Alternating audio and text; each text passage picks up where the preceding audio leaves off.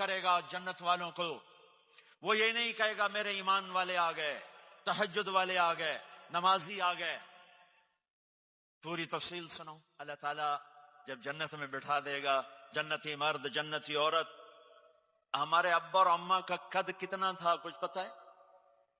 130 fit. کتنا بھائی؟ 130 fit. یہ تو آپ نے سنا ہے کہ یوسف علیہ السلام سب سے خوبصورت تھے، سنا ہے نا؟ یہ بہت کم مرد عورتوں کو پتا ہوگا کہ عورتوں میں سب سے خوبصورت کون تھا. وہ حضرت حوا. حضرت حوا. حضرت حوا 130 فٹ کی اماں تھی، 130 فٹ کے ابا تھے. پھر ٹائم کے ساتھ گزرتے گزرتے ہم چھوٹے ہوتے ہوتے ہوتے ہوتے ہوتے ہوتے یہاں تک آ گئے. آگے چل کے اور نیچے ہو جائیں گے. جنت میں یہ قد واپس سچ کرے گا 130 فٹ.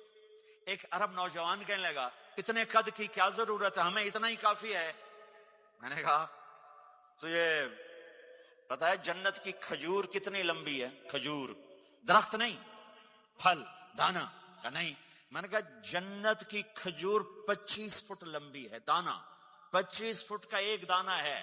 وَتَمْرَتُهَا 12 ذِرَاعًا.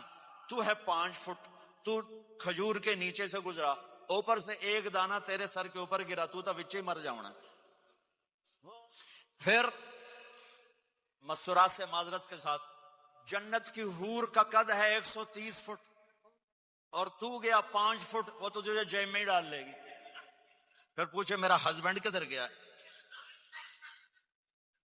اور وہ جو لباس پہنتی ہے، لباس وہ 3 میل کے ریڈیس میں گھومتا ہے. 3 مائل کے ریڈیس میں اس کا لباس گھومتا ہے.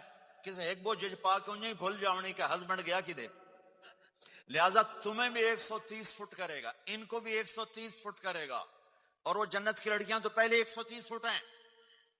ام سلمہ نے پوچھا یا رسول اللہ جنت کی عورت کا درجہ بڑا ہے یا ایمان والی عورت کا؟ آپ نے کہا ایمان والی عورت کا. کہ وہ کیوں؟ کہا بصلاتہن وصیامہن وعبادتہن. جنت کی عورت نماز نہیں پڑھتی، ایمان والی عورت نماز پڑھتی ہے. جنت کی عورت روزہ نہیں رکھتی، ایمان والی عورت روزہ رکھتی ہے. جنت کی عورت عبادت نہیں کرتی، ایمان والی عورت عبادت کرتی ہے. اس کے بدلے میں اللہ تعالیٰ ان کو جنت کی عورتوں سے عالی مقام نصیب